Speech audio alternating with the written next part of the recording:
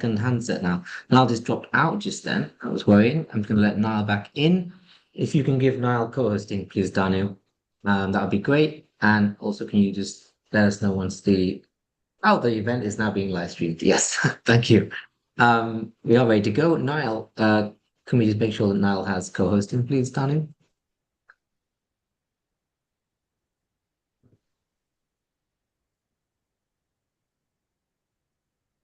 Are you are you talking to me? Should I do anything? No, I'm just checking that you have you have been given the code. I think you dropped out of the call and came back. It sounded like it looked like Oh, from my oh no, I no. did not. I did not Oh, notice. right. Okay, I think you should still have co-hosting rights. Okay, we are probably ready set to go now. Uh, I'm just checking. Are we okay with the other two, Jamal? Yeah, they will be on their way. I'm sure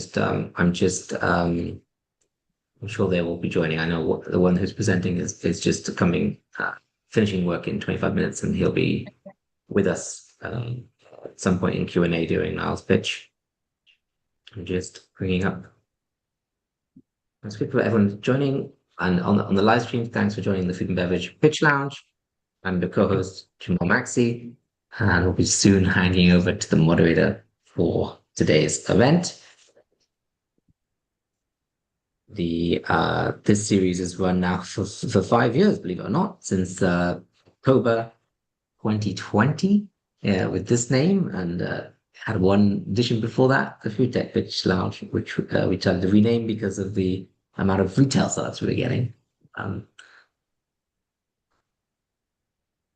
This event series is a chance to get in front of an investor panel, to gain exposure, maybe secure new partners, new advisory board members, and also to get connected with investors globally. This is our global edition, so we do have people joining from all around the world.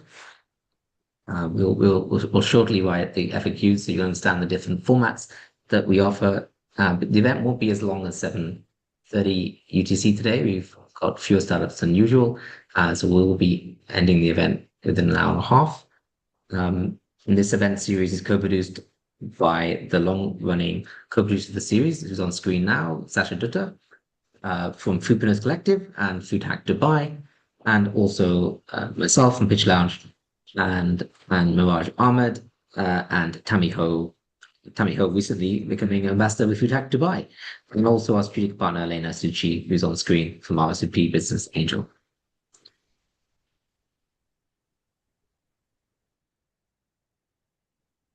So today we have the two of us co-hosting, and it's me just welcoming you, and then Tammy. We also do have Daniel, who's one of our event delivery support assistants in the chat, so he'll also be helping as well. He set up the live stream for us, so thank you for that. Big thanks also to our branding and marketing team. Many of them are listed there on the slides. There's quite a lot of them who support us to make these events happen. So much thanks to the team. And now I also want the pleasure to introduce Tammy Ho. She's a branding and marketing advisor with Pitch Lounge, and recently a new ambassador with Food Hack Dubai. And she's a brand strategy and growth consultant. She helps build iconic brands and scale startups. She has an EMBA with a marketing specialism. And she's a quick service restaurant, fast moving consumer goods and innovation connector. She as a senior executive that's leveraged over 15 years working in the QSA, FMCG leadership roles, and active building connector in the food tech and startup community space. She's the head of brand marketing and a hands-on leader with many companies across the MENA and APAC region, including very large corporates, including KFC and others. She managed strategic brand programs for Domino's Pizza across a network of over 3,000 restaurants in Asia, the Middle East, and Africa. And today, she's an alum from the HALT Business School with an executive MBA, a brand and growth consultant, and now, as I said, an official Food Hack ambassador in Dubai, alongside Sascha. And she's focused on accelerating food and beverage innovation in the region using her 15 years of corporate marketing experience. We're going to paste her profile in the chat again shortly. With great pleasure to hand over to Tammy to co-host, but also moderate the rest of the event. Thanks, Tammy. Thanks, Jamal. Thanks for introducing me, for the warm introduction, and I'd like to return the favor by introducing Jamal to everybody. So Jamal wears many hats, and he also has many suitcases because he lives in several cities. But he moved to Berlin 8 years ago to teach, and soon started organizing events and workshops. He's very active in the startup scene, and he lives between Berlin and Hyderabad, India. He's also taken a venture capital course at the London Business School in 2022, and that increased his ability to, I'm losing my place here, I'm so sorry. That increased his ability to coach startups and give them feedback and work with them on the investor pitches and to make investor introductions. Last year, he was chosen alongside a stellar group of people as a global food tech shaper, hosted by the top 100 and is part of the 100 Food Cons group. He has coached and hosted over 600 startups over the past 5 years, and he consults to a handful of alumni startups. He lives, as I said, between Germany, India, and the UK. Please contact him for investor pitch coaching, for recommendations on strategic advisor board members, and for other startup support. He is also open to fractional or part-time employment offers in events, marketing, and in partnerships. And his profile is being posted into the chat. At the moment, the third of the three musketeers is Sascha, who we mentioned just now, Sascha Dutta. She is on vacation with her family, but she is still a co-producer of the event. And I just wanted to give a quick, brief introduction about her. So she is the founder and the founder and director of the Foodpreneurs Collective, and she's also the lead ambassador for Food Hack to Buy and Gourmet Pro and Freeform Food and Health Ingredients. She is an F&B branding expert, an F&B startup community builder, and also an all-round person who just knows so many different people and businesses in the UAE. And her profile is being posted in the chat right now. So moving on to this evening's event, just wanted to kind of share the format with you. So we have 2 startup companies that are pitching. So their pitch will be between 5 and 7 minutes, possibly even 10 minutes. But in total, we have allocated 25 minutes, including Q&A from our esteemed panel. So this will be short presentations, interactions with potential investors, and then in between that, we will also have short presentations from 4 drinks industry leaders from Africa that will be sharing the cutting edge of beverage innovation. But before we get into any of this, there's 2 things I want to discuss. One, housekeeping rules, and the other is introducing our esteemed panel. So housekeeping rules, before we get started, let's just go through a little bit of that. Please, stay on mute unless it's your turn to speak. It just helps keep a semblance of order throughout the session, and it also pays the necessary respect to our founders who are presenting. Please ensure that while you are engaging with us, that you have your camera on so that we can see who you are, and that, founders aren't, just seeing dots and blank screens. And also, please just be mindful that we are here to support and to encourage. So please be mindful of the language that you use when you're in the chat, and also please be constructive if you are giving feedback. So we'll switch gears. And now I'm going to be introducing companies, format, and our panelists. In terms of our pitching companies, I have Nael Bansi, who is from Inventions X. He will be going up first. And then thereafter, we will have Daniel, Connor, and Sean, who will be from Orb Drinks. And then thereafter, we'll have summary, a wrap-up. And if there is time, potentially we'll have Zoom breakouts. But none of this happens without our panel. So let's go through and discuss and share who our panel is. So our first panelist is Edward James. He's a senior consultant from Source Capital. He's also involved in capital raising and a business exit specialist, and he is an angel investor.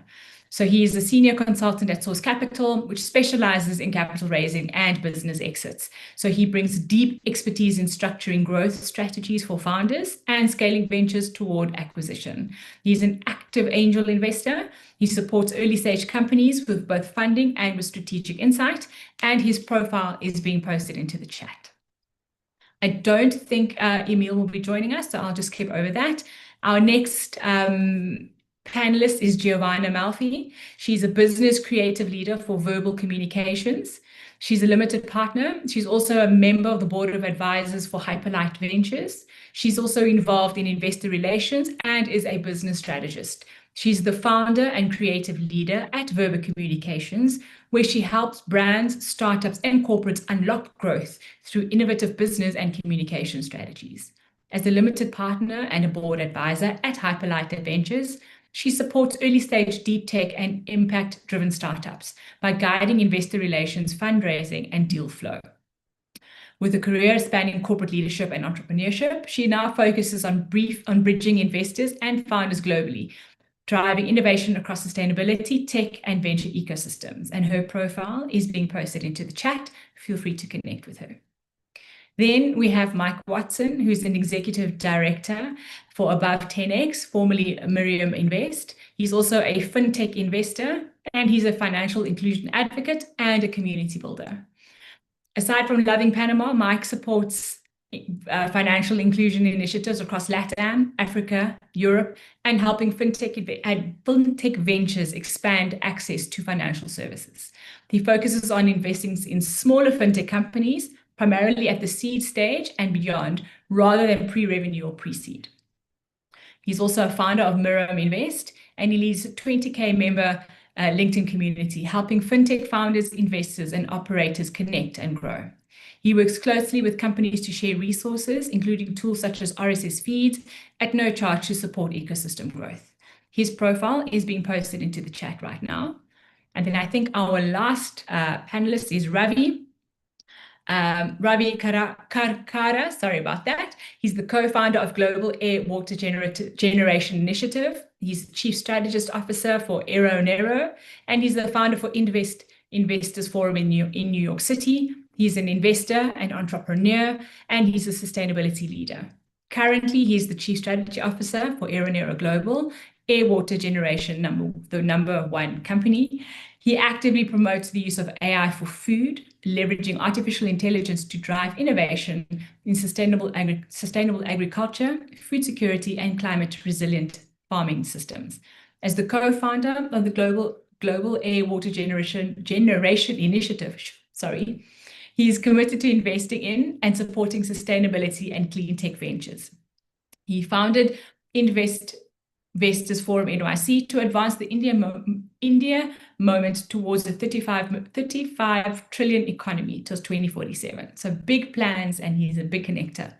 As a senior advisor, he champions investment in women-led enterprises. My goodness, I'm so sorry. In women-led enterprises and inclusive economic growth worldwide. We're posting his profile into the chat now. Finally, the moment we've all been waiting for. Nael Mansi is our startup presenter, and I will be handing over to you shortly, but a brief introduction for Inventions X. It is an innovation company on a mission to reimagine daily experiences through smart, practical, and patented technologies, from beverage safety to dining hygiene and smart cleaning. Nael, over to you. Thank you, Tammy, for the introduction. I will be sharing my screen.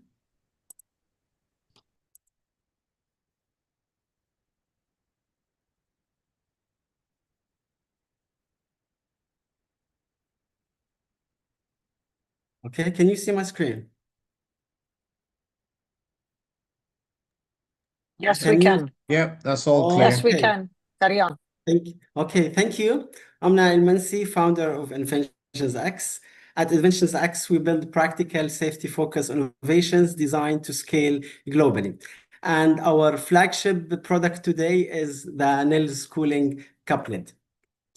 So, before Nils became a product, it was a personal problem. Every morning, waiting for my coffee to cool, especially while driving, was frustrating and unsafe.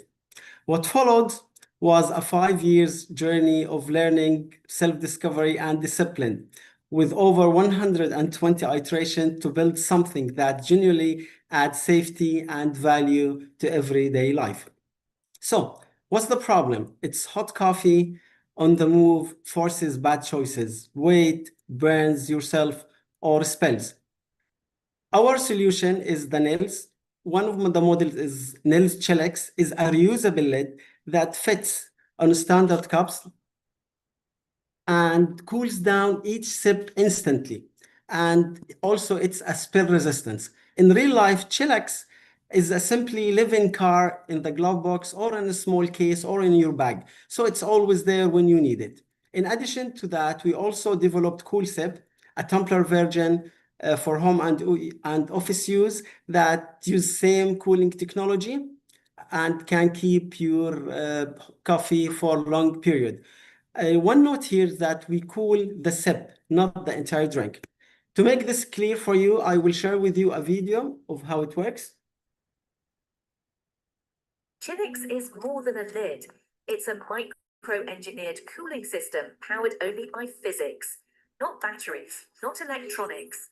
It begins with dual cooling chambers, precisely shaped to guide airflow and hot liquid into a controlled mixing path. Here, air and liquid interact in perfect balance, cooling each sip instantly before it reaches your lips. Durable, reusable, and built for daily life. So performance stays consistent, sip after sip. Every component. So I will also now share with you a practical use for it in this short video.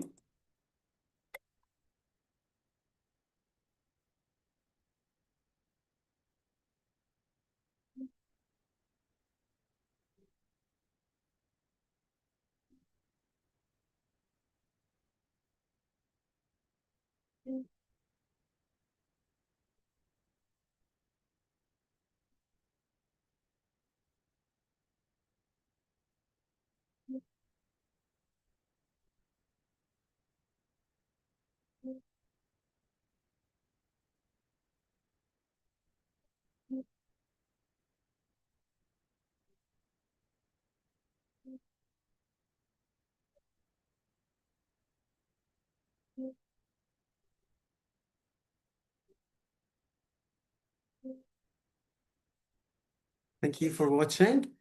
As for the traction, we are not in an idea stage. We completed 120 iterations. We finished the DFM and we have aligned with a mass production manufacturer, and our IP pipeline is progressing also. From day one, Nils is built around major food contact compliance pathway. That means we're export ready across the GCC, North America, Europe, and Asia without redesigning from day one. As for our IP strategy, our patent pending utility protection focuses on the cooling mechanism itself. The goal is category ownership, not a copyable gadget.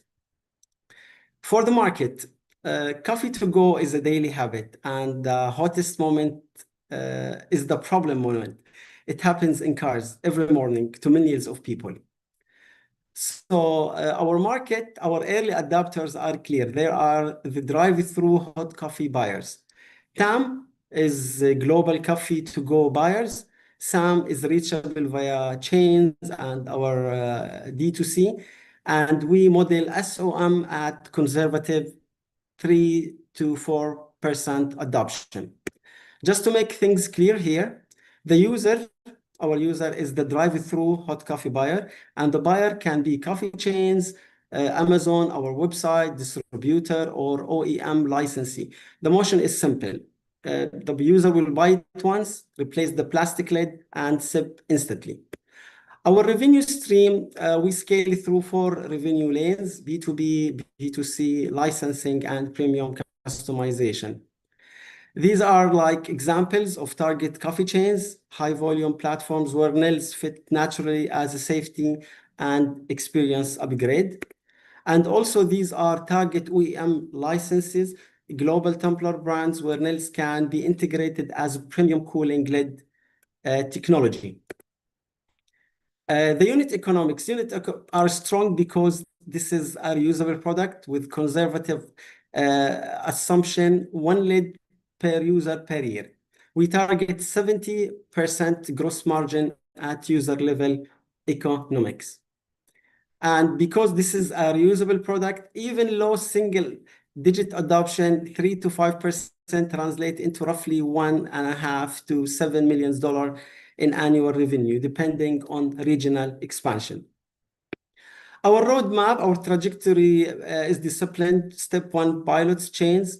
Step 2 is to scale via distribution partners. Step 3 is global licensing. Also, we're building also a lean North America innovation hub and distribution channel in Montreal. We're raising $1.2 million for 18 months execution plan that will cover manufacturing activation, go-to-market, and partnership pipelines, IP compliance, and establishing a North America office. These are parts of what we do, like the styles and the designs we can do, white labeling.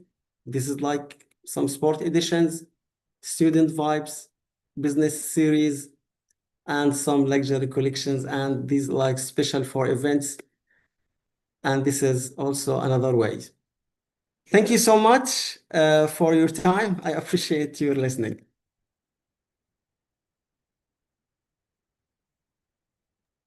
Thank you for your comprehensive presentation, Niall. I want to call Thank on you so much. our panelists for your input, your thoughts, if there's any specific questions that you have. And I'm just going to go down alphabetically. So Edward, you're up first. Do you have any feedback, questions, clarification points for Niall? Hi now. Hello, Edward. Just add some questions. Like, firstly, the product itself, like, is it dishwasher friendly? Can you wash it through the dishwasher? Yes, it's dishwasher friendly. Okay. And your market size, like, how big do you think the market is? Actually, we make it like anyone who's having problem in drinking hot coffee, and he buys like from either he takes coffee from home or he buys it from drive-through and can't drink it immediately because it's hot, is our target market. Is the TAM, like, you know? Okay. So are you going to sell it at point of sale? So try and partner with Starbucks and the drive-throughs, or are you thinking that this is going to be like Amazon or Yeah, another we channel? have like, as you saw, we have more than one line of like we can B2B, of course, is one of our main, and also B2C through our website or customized models. Okay. And like, do you have any existing conversations with any potential customers? Actually, we have tested this on hundreds of users. Most of them, like they wrote their names just on waiting list and we did not do letter of intent, like because we're focusing on the patent and DFM, but this is our next milestones. Okay, that's great. Thank you so much, Edward. I'm going to jump over to Giovanna. Have you got any questions, points of clarifications for Niall? Yeah, hi, Niall. Giovanna. Thank you so much for your presentation. Shukran jazilan. Thank you. I have a few questions. So your company name is Invention X. So I'm assuming the nails is your first product, the first Yes. invention? Yes. Fantastic. That's right. So I have a couple of try to help me, okay? A couple of remarks. Firstly, Sure. when I saw your first slides, I see that I assumed that you were producing the whole cup, okay? So instead, it's only the lead, correct? So is the lead what can I add wherever I like? Am I correct? Am I wrong? I did not get it. Again, please. Sorry. What I'm saying is, it's not the full cup. It's only the it's lead lid. with the technology. Yes, Okay. yes. So I'm assuming that the lead with the technology is a standard, right? Yes, it can fit on any like coffee shops cups that Any you buy. standard coffee shop, any standard Yes, cup, exactly. correct? Yes. Okay, great. Yes, correct. Another thing, just Did to you clarify, already done any kind? Sure, please. go ahead. No, go ahead. Tell Also, me. we have I want to another hear you. just we have another model for like it's a reusable. I'm trying to remove the blur from my background so you can see it. Yes, we have also like a I can tumbler see, I use. can see. Yeah, this is another model just to give you a clear view. Yeah, exactly. Because I work in sustainability, so definitely the plastic cup is not my favorite, I must admit. So if you can have something that is more recyclable, because you say that is already reusable, which is a great story for your product. But then if you can add to something that is more reusable, like the cup as well, will be fantastic. Did you already done a focus group with the consumers? So did you already do surveys? What is your feedback, especially in Riyadh, Jeddah, or the main Kingdom of Saudi Arabia? Actually, I have tested it in Jordan, KSA, and even in Montreal. The result, it was great. Most people love it, and that's why I told you that we have waiting list. My friend is calling me. Did you manufacture it? Please keep us. And now we're turning it into a list and then to LOIs, hopefully soon. Okay, my last remark. Since when you are creating this product? How old is this product in the physicality? Okay, we have been working on this product for the past 5 years. Okay, so let me give you a piece of advice. Okay, you need to go to market. Because if you don't go to market, you can have you need to have at least 1,000 pieces. You produce 1,000 pieces, put it on the market and see the reaction. Otherwise, it's gonna still there. And I know how complicated it can be especially for us, older generation, which we all want to do the R&D, but then it's never gonna be perfect. It's never gonna be good enough for you to go to the market. Instead, it's better you launch in the market and then you upgrade the versions. This is what I suggest you, but I really like your product. Thank you so much. Thank you for your feedback. Thank you, Giovanna. I want to call on Mike. Have you got any input, feedback, thoughts, comments around the business case for Nile? Sure. I too thought it was the entire cup. So I was just looking at that. This particular one I have, which keeps the coffee hot for at least an hour. It's not a sophisticated top as yours, but it's like a thermos. So would the top fit virtually any? Because this is a slightly smaller one. I've got big ones, because they're not all standard. You can find small cups, medium, and so on. Yes, exactly. No, for this, it has to be specific design because, as you know, not all the tumblers are the same sizes. That's why. But for the cups, it's a standard, mostly standard. But we do understand, and we can design like the specific size to any like OEM licensee or any tumbler manufacturer, the exact size that he needs. It would be good to, I think, look at the complete cup because then from a sustainability point of view of this one, if I take it into, Premanger, I think it is, they take 50 pence, about 75 cents off my coffee, which is good because, that's saving me like almost a free cup at the end of the week. But no, I like it. I think it's really good. And I'd look at even at a later stage to say, get it into the market. You need to get it out there because you'll never get it perfect. Yeah. Okay. Unless you're going to live to be about 100. But, but get it out there, get them to trust you, get them to like it because they will always say, oh, wow, you've got a new version. People collect them. So I think, yeah, it's really good and I should get it out there as soon as possible. Thanks, Mike. Awesome. Thank you, Mike. And then the last panelist for input, thoughts around the business case and the offering, Ravi, what would you like to add? Yeah, I think honestly, it's a very good. I mean, you've done a great job. And of course, I would definitely underline you have to bring it to the market because somebody else will after this event. So, but honestly, the questions I have is about manufacturing. If you could really talk about, where are you planning to look at manufacturing? What would be the costing for this? And of course, you talked about the B2B and you talked about B2C. But I see that if you have a right GTM company, it can be a D2C, very attractive D2C campaign can result in some folks just landing on your website and ordering this. And then I have a question specifically on your IP.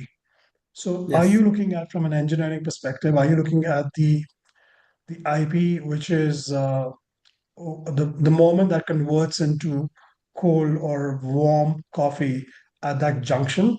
Is that the IP technology that you're patenting? And then Yes, it's the second question cooling. is a practical. Yes. That's Yes, it's what the you're cooling doing, right? technology. Yes. Yeah. And And your then for second my question, sir? question, yeah, my question to link to that, Neil, is also competitor analysis. Are there any other competitors? Are they doing similar technology? Where are they? Are there any lessons learned? Because I just want to underline what Joanna said, that you have to get it out. You cannot be just sitting on it for 5 years. It's a great product. You have to bring it out. Okay, thank So, you so much. so if you could answer the So questions on manufacturing and yes, the yes, IP. yes. Okay, for the utility patent, yes, it's for the cooling technology that how exactly we cool hot liquid with the air. And for your second question was about, remind me please, Two just questions. quickly. One about what is your manufacturing plan, right? Where are you manufacturing this? That's the second. And the third one was about where you're looking at competitor analysis. Who are the Yes, okay. competitors? We have already aligned a manufacturer with China, and we are like I told in the slides that we are ready to export to major countries from day one. As for the competitor, yes, there are some solutions, but none as like at the sipping point, which means you have to cold a portion of the beverage, not or all of it before you can drink it. But neither, like not one is in the same way that we are delivering it safely to the user.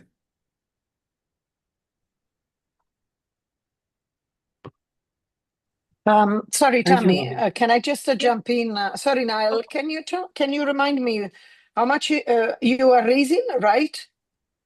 1.2 million. Okay, thanks. Thank you.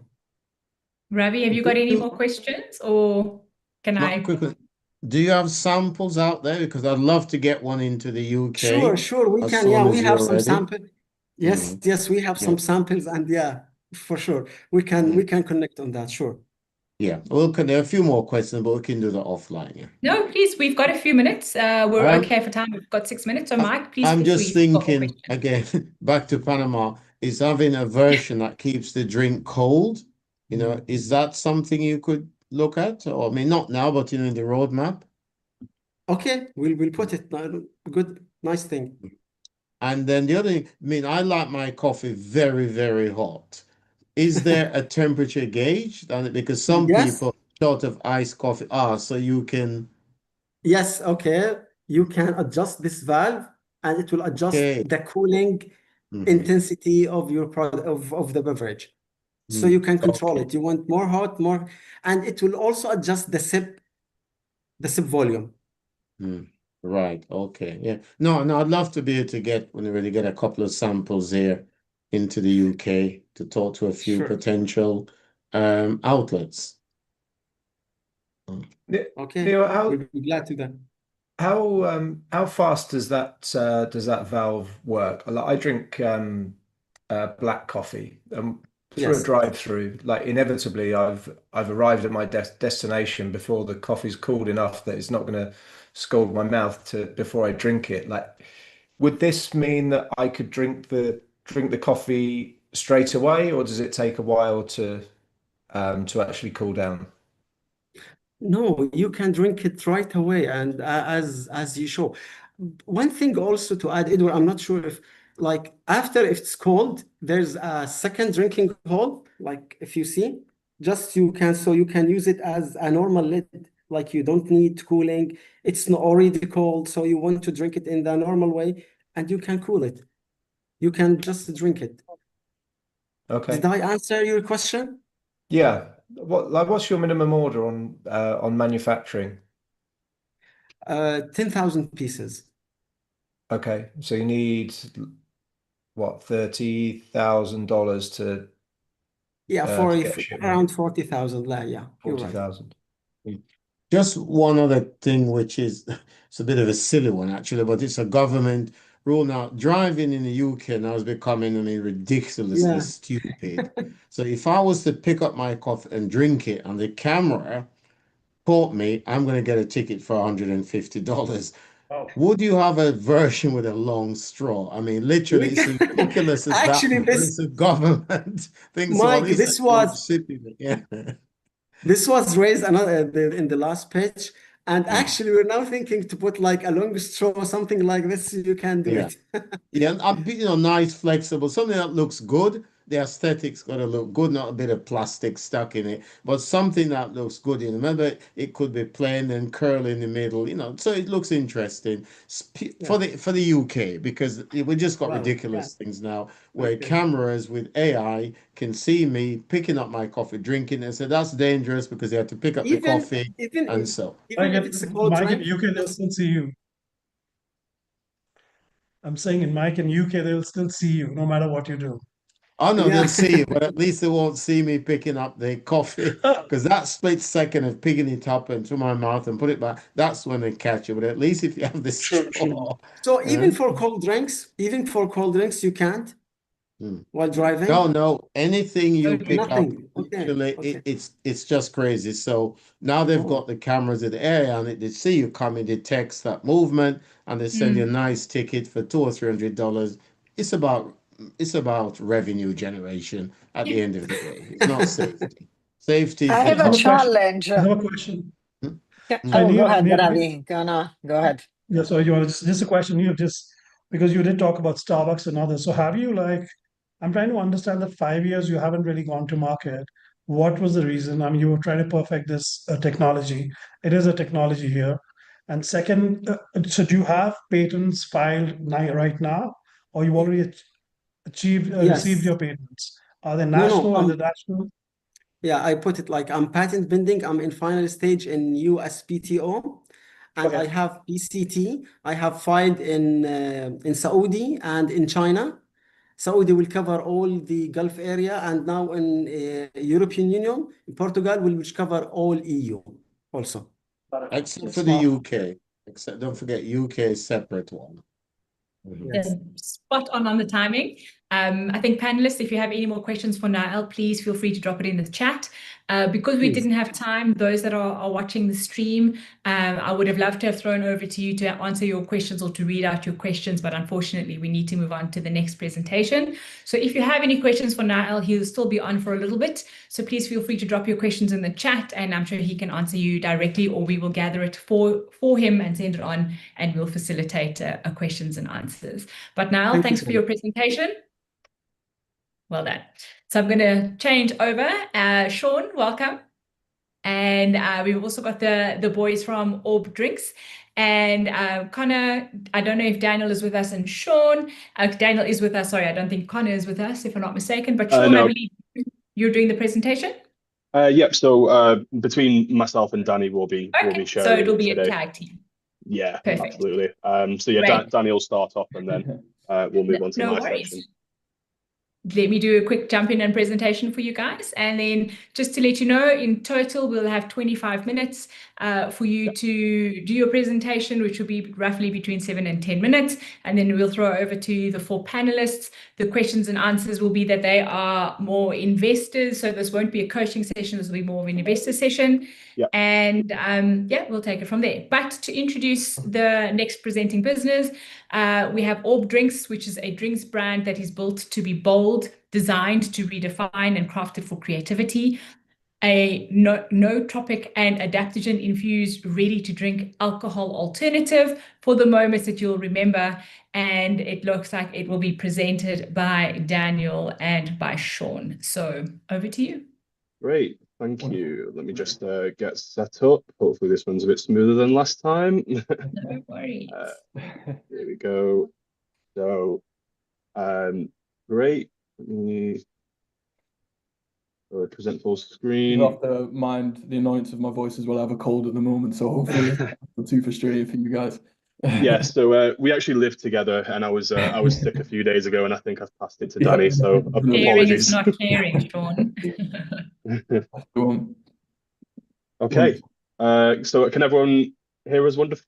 Hear us fine? Yeah. Yeah, perfect. Go for it. Okay. Great. Right. Over to you, Danny. Wonderful. So the world is changing. COVID has forced us to realize that both health and physical and mental is our greatest asset. We're nearly 5 years on, obviously, from that point and still navigating the aftershocks, but we're now layered with global tension, soaring cost of living, and an uncertain future shaped by AI. In a time where many of us feel disconnected and out of control, it's human nature to search for grounding again, for community, for routine, and for better choices. And we've seen that in the rise of run clubs, of weekend Strava posts. We've seen conversations and podcasts centered around purpose and connection and well-being. And more than ever, there's now a shared desire to make better decisions for both mind and body. And that's where Orb began. As 3 founders who were living through this shift, we found ourselves facing some of those same challenges. We love to train and go to the gym. We love to work hard and spend time with our friends, but we were tired of choosing between a good night out and a good morning. And we realized there was a gap in the market for something that could elevate our evenings, that, you know, without compromise at the same time, that, and we knew kind of we could fill that gap. And so we created Orb, the tool designed to shape healthier minds, better decisions, a healthier life for the moments that you do actually want to remember. So Orb is the future of alcohol alternatives. It's functional drinks powered by nootropics and adaptogens that either uplift your mood or help you to unwind, so you can switch on or switch off. It's all the feel-good connection with none of the downsides of drinking. So we've seen structurally in society a change in drinking. 3 in 5 Gen Z have actually cut back on alcohol. And whilst functional drinks have grown at the same monetary value as carbonated drinks, despite carbonated drinks being 30 times bigger, there's been obviously a huge growth within the market. Now, the UK functional drinks market itself is expected to grow by 50% by 2030. And by that time, it's our aim to capture 2%, which is roughly 5.8 million in revenue. And we'll expand a little bit later on how we aim to achieve that. Now, our founding team consists of a combination of commercial grit, operational expertise, and definitely a creative fire. Connor, who's not with us today, drives our sales strategy with a background in competitive sport and cybersecurity. Sean, who you'll be hearing from in a moment, heads up our commercial and technical operations with a background in tech and creative media. I myself have led a training business delivering mental health and wellbeing talks across corporate. I'll be leading our creative and corporate channel. And Lawrence is our marketing lead, who also runs a marketing agency and be helping us with our digital marketing strategy, and has had about 10 years launching brands to market as well. So we actually built Orb as a 2-mood ecosystem. This was really important for us. Uplift is the one on the left. It's a spicy margarita inspired blend made for moments that you want to elevate your mood, sociable clarity, and it's a natural pick-me-up. Unwind is when individuals decide they want a calm and relaxating evening, for example. It's perfect for the moments that you'd usually indulge in a nightcap. Our drinks are alcohol-free, low sugar, low calorie, all natural, with clinical and transparent dosages of nootropics and adaptogens, which are responsibly sourced as well. Now, the current available flavors are for Uplift, which is the mango and pineapple, which has a small kick of cayenne. And we've amended our packaging as well. So you see at the bottom, it says the nootropics and adaptogens. We've changed that so it has the flavor profile. And Unwind is our soothing grape and honey, a very unique flavor with a dash of tart gooseberry. And that's due to launch as soon as possible. I'll let Sean carry on for the rest of the presentation. Thanks, Danny. So effectively, in terms of our target personas, there's effectively there's 2 different categories here. For Uplift, we're targeting socially active consumers who are typically around 24 to 38 years old in high energy moments. We're looking to effectively meet them on premise, in bars and shared occasions where they might be consciously moderating alcohol, but still want something that elevates the moment and feels socially credible. At the same time, visibility, peer reinforcement, and in-the-moment choice are driving trial and adoption here. And on the right, you have our Unwind persona, which is consumers around 27 to 40 seeking a deliberate end-of-day ritual. So we're looking to reach them through retail and direct-to-consumer positioning, which puts Orb as a calming, shared-at-home experience after demanding days. This is where things like routine and repeat purchase are going to drive that long-term value. In terms of our main competitors and where we differentiate is we've tried to build Orb on kind of the strengths of both worlds. So we are all natural. We are low calorie. We've recently moved towards building a fully all natural low sugar formula, fully clinically dosed, and we feel that with that premium feel and the alcohol alternative positioning, we're effectively building a dual mood ecosystem rather than a one note product, and can effectively meet the needs of the consumer no matter which mood they want to achieve for that specific drinking occasion. We took some advice and obviously found a case study for Breeze, which is a leading US functional drinks brand, operating in a highly comparable space to Orb. Beyond its THC infused products, it's actually successfully scaled a THC-free functional range, significantly expanding its market. And they generated around $28 million in revenue in 2024, and is on track to exceed $50 million in 2025, which is demonstrating consumer demand significantly in this area and rapid category growth. Its national retail expansion and use case led tonics closely to mirror Orb's uplift and unwind positioning, showing that this strategy is realistically proven. It's not speculative. And in essence, comparable brands like Breeze are showing that category velocity is real and the opportunity is proven, while the UK white space is actually still quite wide. Breeze aren't present here at this moment in time. So we've already built some traction at the moment. You can see where we're currently available in on-trade and D2C. Mainly, we've sold the majority of our cans through our website, and we've had some good conversation with a national premium grocer in the UK who's actually requested some samples that we're sending off today. We've had some positive initial feedback from Health as well, the online wholesale marketplace. And we'll be re-engaging with them when our second SKU is also released, and we've got distribution relationships pretty much ready to go depending on the second SKU. We've managed to achieve all of this as well with effectively no marketing spend whatsoever so far. So just as a summary over the next 3 years, I've done a bit more of a deep dive into how 2026, 2027, and 2028 is going to look as well, but maybe we can tap into that throughout Q&A as well. But in year one, Orb is deliberately conservative, so we're generating £84,000 in revenue, where we're looking to prioritize brand awareness and proof of demand over scale. And we'll have boots on the ground, effectively going out, seeing customers, hosting events, and doing sampling on store, especially in line with our release for our second unwind SKU. And then in year two, we're looking to move into controlled scale where our revenues would grow to 658,000, which is driven by three main levers, which is the continued expansion of independent retail and on-trade, our first supermarket trial for the premium grocer that we're already in discussions with. That's a subset of 30 stores, and the introduction of a health-focused online marketplace with a 6-month ramp, as well as developing new flavors. And then by year three, the strategy shifts from experimentation into leverage. So revenues start to then reach 1.65 million, with the mix intentionally reweighted towards retail due to the significant volumetric scale that you can receive there. And then we would be going down to 20% on trade and 20% on D2C. Our aim really for 2028 is to hit 2 supermarket groups at 150 stores each, where we'd look at new product formats, like shots of functional spirits, for example, which is on our roadmap, and to then investigate expansion to the UAE and EU markets, where we've kind of had some initial discussions just yet, but there's still some more to beef that out further. So just a little snapshot of 2026 there for anyone if you'd like to take a note. I think the main area to discuss really is that our rate of sale for retail and on trade is 1 12-can case per store per week, and we need to acquire 36 stores and 36 on trade venues in order to achieve this goal. Moving to 2027 as a significant highlight, obviously this is where we would want our first health marketplace listing, where we're already in discussions with them. I believe I mentioned the vendor earlier.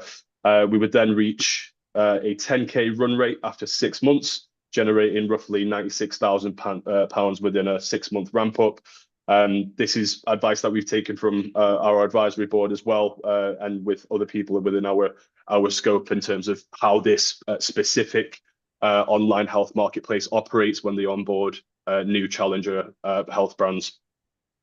And then in year 3, this is where you can actually start to see where the graph gets a lot more chunky and there's a lot more grids within this document. But within that, the main kind of highlight here is that we want to be into supermarkets. So the top 2 lines there, doing 150 stores each at 8 4-packs a week. Once you start to amount all of that together and amalgamate, we're looking at a revenue of 1.6 million across 2028. So moving on to the ask, obviously quite big goals, but in order to achieve this, we're raising £250,000 on a seed fast structure, fully SEIS compliant, to scale up with disciplined unit economics where we sit, and a clear path to proof points. So this round is effectively designed to buy one thing, which is distribution-led traction with repeatable velocity, and the funds are deployed with intent across marketing, product operations, and then getting more execution bandwidth within people as well, to deliver on our year 2 and year 3 milestones.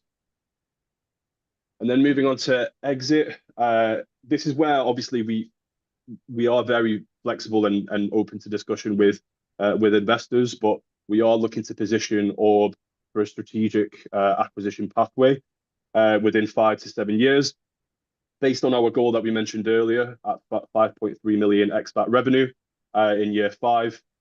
We would hope to be a strategic bolt-on for a functional beverage portfolio, for example, and then on exit, hoping to write a 2 to 4x revenue outcome. At base case, that puts us at around 11 to 16 million exit value. But yeah, absolutely, like I mentioned, open to discussions around that further. But thanks everyone for taking the time to visit the presentation as well. If you've got any questions, we're open to answering on this call.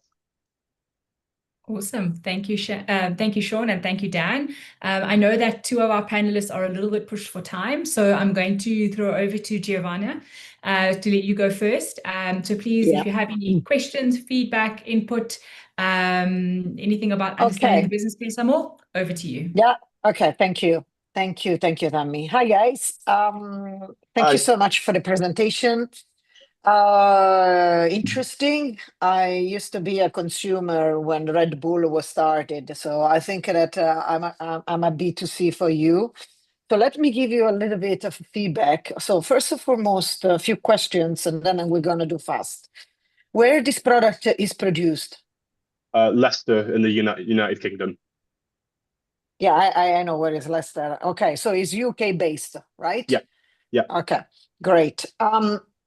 Did you already did any market search? Do we have any data from 2025?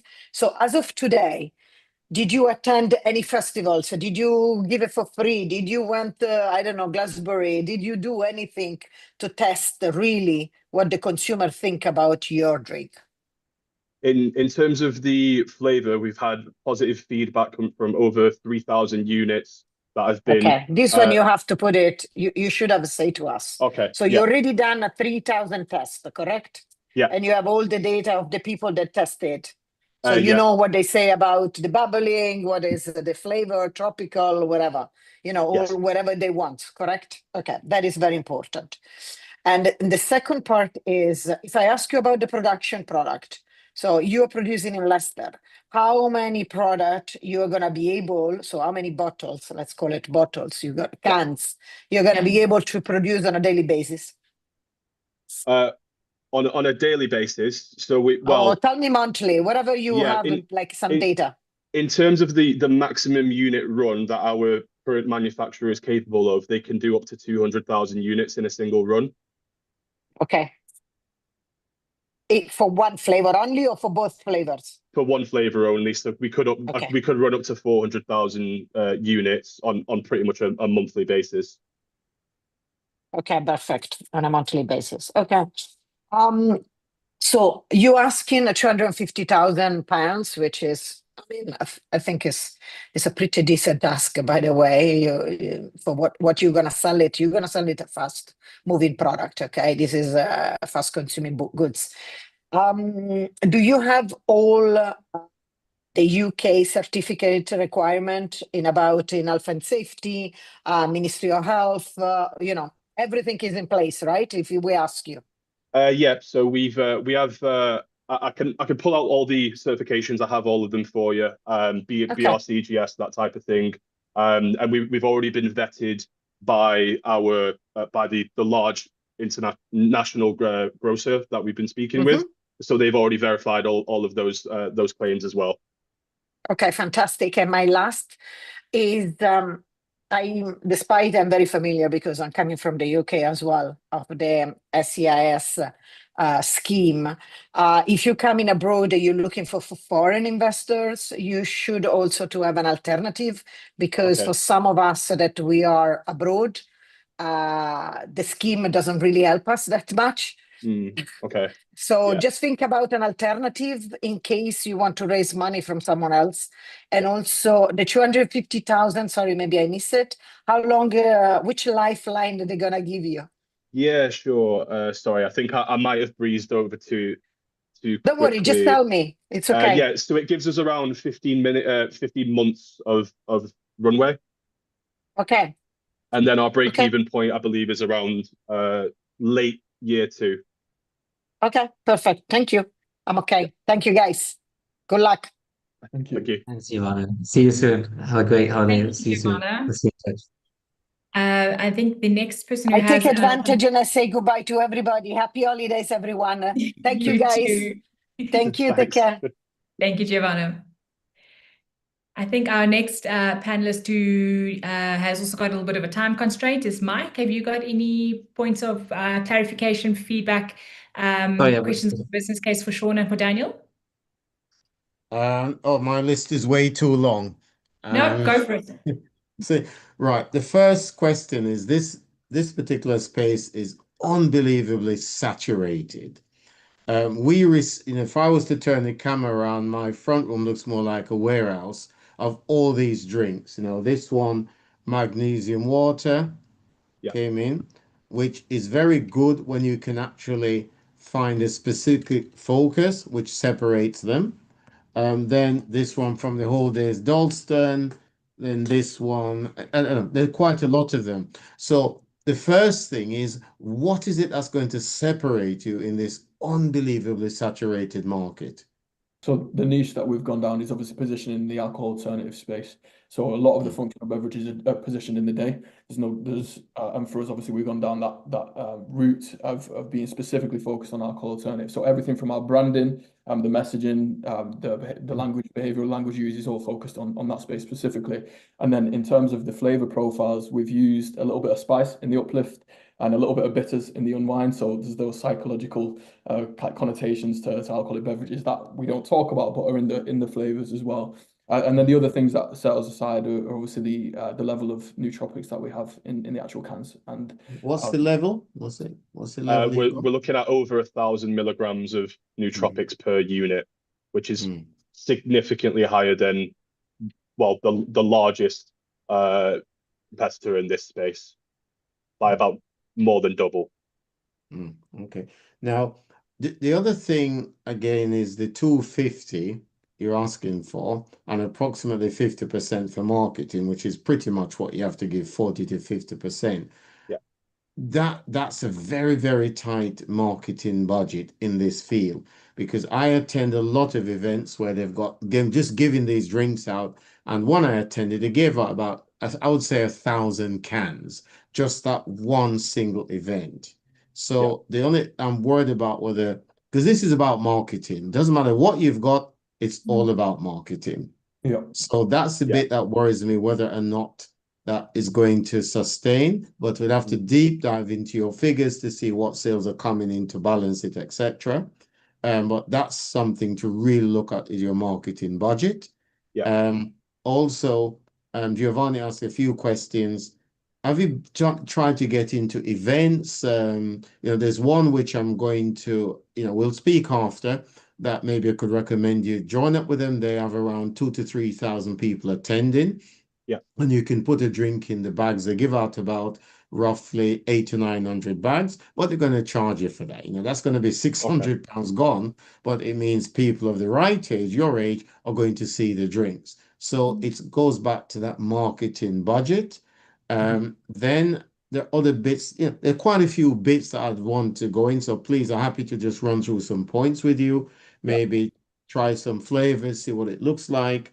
Look at a couple of points on your pitch deck, such as you should be in the first column, not the end column. You should keep a white background, a green tick, and a red X so that it can be read. Your comment can be read very, very quickly, 30 seconds. So a few bits there, but we'll have a chat and maybe give you some pointers, some samples, and some introductions, etc. So yeah, hand it over now because everyone wants to have a chat. Appreciate Thanks, it. Mike. Thank you, Mike. Thank you for the feedback.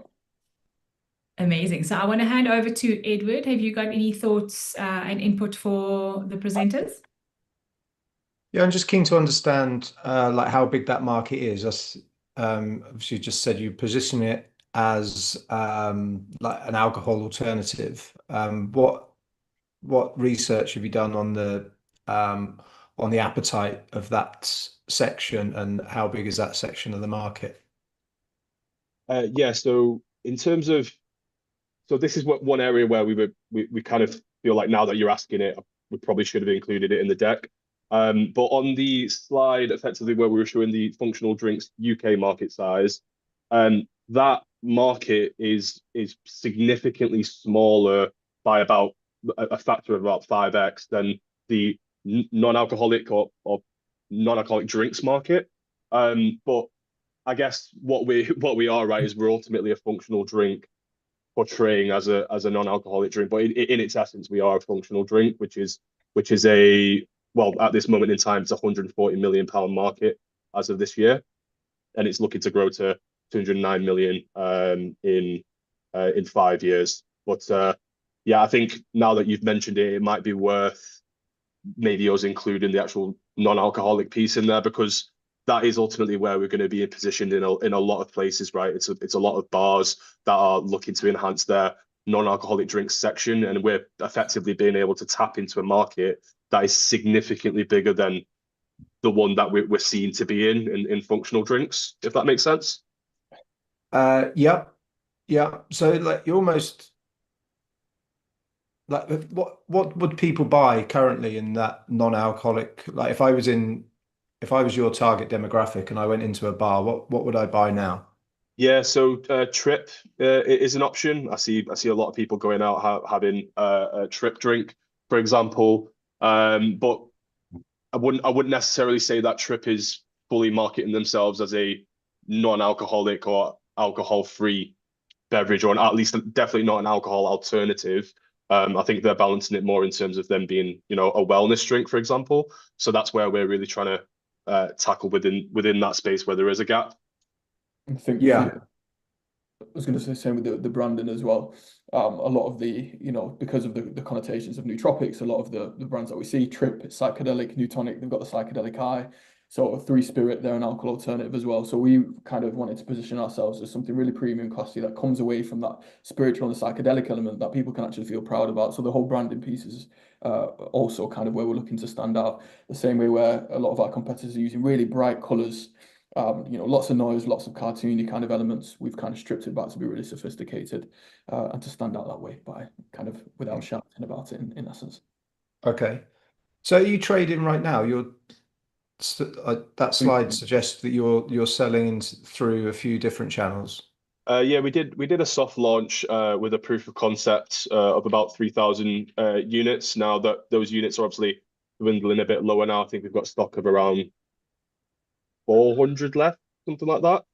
But yeah, seem to be doing quite well in Cupra at the moment, which is like they're an international car company, but they're well known at the moment for setting up these fancy car garages that double up as well, clubs, bars, wellness spaces. So we're doing quite well there. And then we've had some traction with wellness focused centers as well. Do you know, like sauna centers or places where people go for steam rooms, that type of thing.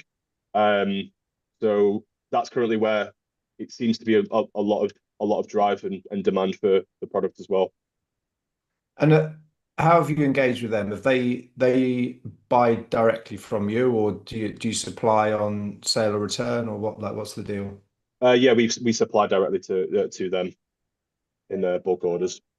Okay, and they're reordering, like you said, Cooper is somewhat of a success. Like, what's the reorder rate? The reorder rate is, we're looking at around, it's roughly 120 units every 6 weeks so far.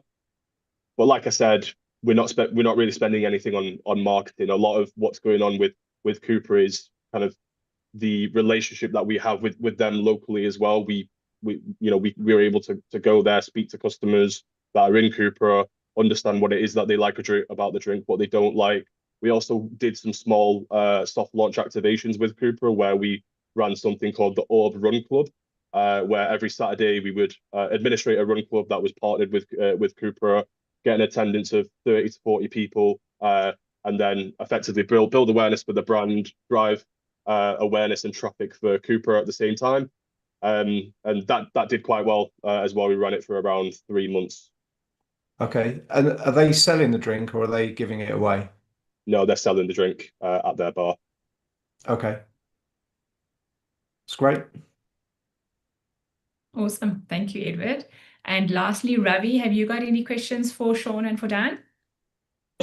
I think really from a formulation perspective, I do a lot of work on AI and food formulation and drink formulation. So of course, I do have a question on the whole story of why these drinks and how they were formulated. Of course, I'm not asking for the formula, but the story of that. I think you really touched upon the Gen Z, and we know from data, the Gen Z is moving away from alcohol. So that's a great, very niche segment. It's not just happening in the UK, it's happening here in US, India, and other parts of the world. And I think there's also a huge market in the Middle East and other parts of the world where you're looking at non-alcoholic. That itself is a very big opportunity. I really like the design. I'm a design person. I'm a GTM person. I really like the way they've been designed. So there's a lot of thought that has gone into it. So congratulations on that, and especially the way you've done the mango and the grape. I think that's a very something which can be easily universally acceptable. So that's definitely a big win there. But I do have the same comment about your GTM, right, in marketing. And we know that, right, whether it's the IFTs or the food, trade shows, etc. This needs to get out there. So of course, you dealing with the situation, and I think 250 ask is something which I'm trying to understand. Your slide wasn't clear. I was trying to read it, and if you can probably share that, I will look at it and come back with some questions. Though that is really critical, right? Because you really need to understand what is a burn, and I really feel that if you do it right, that 1.2 profit, I think you can do it much better than that, because drinks go very quickly. If they hit, they really hit. And it's got to do with your very strong campaign. It's not like some of the food products. These drinks, especially one you're looking at target, and if you have the right marketing and bend and the right people around it, you can really go up to even I would say 2-3 million if you're able to do it. So last question really is about your manufacturing. You said you have your manufacturing in the UK. What happens to the other markets? Like if somebody wants to do this in the Middle East, you of course will not ship this from the UK to the Middle East. So what are the different options you're looking in terms of your business partnerships? Maybe it's too soon to say expansion, but I definitely see that if this hits in the next 2 to 3 years, you'll go beyond the UK. Yeah, definitely. I mean, it'd be interesting to know what options in terms of manufacturing we might have out in the Middle East. One of our drinks manufacturer that we work with, they've mentioned to us that a lot of other brands they work with internationally, they actually manufacture in the UK for them and then ship out to the Middle East and the US. Now, I'd obviously not being from those businesses, I don't know the unit economics and how that impacts them and whatnot, but it certainly still seems like an option to manufacture from the UK. But like I mentioned, if the numbers add up, And if we're able to manufacture at decent cost of goods out in the Middle East, we would absolutely expand out to the UAE as well using that mechanism. But yeah, let's certainly have that discussion, Ravi. Yeah, the advice that we'd had as well was around the value of the product when it comes from the UK shipping, and it has the UK value, and people value the product more because it's from the UK. So that's what we had initially. But we, I think key channels for us, especially in the UAE, well, in the Middle East, sorry, GCC countries, things like airline is something that we're looking at. You can imagine, if people are exhausted, they're a bit jet lagged, they can have the uplift. If they're socially anxious or they're anxious around flying, they can have the unwind. So we're looking at kind of some niche channels around travel, which would be amazing for that region. But the whole region itself is definitely a strong market for us in terms of branding, in terms of demographic, and in terms of product. Thank you. Thanks, Ravi. That was amazing timing. Wow, that was like bang on the money. Congrats, guys. So quickly, I'm just going to go into the quick summary and do a quick wrap up and then do some announcements. And then what we'll do is we'll have breakout rooms for any of our viewers to possibly engage with founders. But just in terms of a quick recap on what we've seen today, we've seen Niall Maxey from Inventions X, who his product cools every sip of coffee. And then we've seen Dan and Sean Duffy from Orb Drinks with the functionally beneficial drink that tastes great at night and also allows you to have a fantastic morning afterwards. Thanks to our investor panelists, Edward, Giovanna, Mike, and Ravi, for your input, your guidance, and all of your feedback is really appreciated. So thank you, guys. And also for those in the audience that want to speak with founders, please stay on the line with us. So stay connected to us because we will have breakout rooms and that'll be available for about 10 to 12 minutes afterwards. Just a little bit more about Pitch Lounge. We are an active community and we meet at least 10 times per year, often focused per region, per product, etc. And we have subcategories like drinks, like you've seen this evening. So, please stay tuned to us because we do have a whole host of events that happen throughout the year. And in terms of Pitch Lounge, we also run group and feedback guidance sessions for startups that are newer to investor pitching. And also, new investor decks, new at putting together investor decks. And we also then have a session like this evening where, our founders get to present to potential funders and angel investors. These events are co-produced by Marketing, the Foodpreneurs Collective, in association with Pitch Lounge. These events also help startups get advice on their pitch delivery, on their pitch deck content, their structure, their business model, and investment strategy. So we found that many startups secure new mentors and advisory board members, and they also attract post-event buyer and investor meetings. We deliver valuable experience for all attendees of our events, including for our audience members. So our events are per subcategory and per geography, and that is specifically because of deep specialization and focus, and also because we are very mindful of time zones. Some closing words is a huge thank you to the panel for giving up their time, and to the startup presenters for their bravery, because I know that these sessions are hugely stressful, and also the boys had to fight their way through man flu to do this today. So thanks very much for hanging in there with us. And also thanks to Jamal for supporting me like the committed F&B champion that he is, and also the stalwart that he is for the F&B community, and also thanks very much to the supporting production team in the background, because they do so much in the background that you don't see. And for those who have observed, we hope that you found the experience eventful, insightful, that you potentially are inspired to join us with your own F&B startup. And also, we really hope that you join our social media groups and stay connected with us over LinkedIn, over our WhatsApp communities, and over email, and join our communities. And for those of you who celebrate Christmas, have a blessed one. If you don't celebrate Christmas, enjoy the festive season with your friends and family. And I'm sure we will be joining the startup and the breakout room shortly. So thank you, everybody, and we're over and out. Thanks, Tammy. Pleasure. So we're just ending the recording now, and thanks to those watching on the live stream. See you soon, hopefully inside on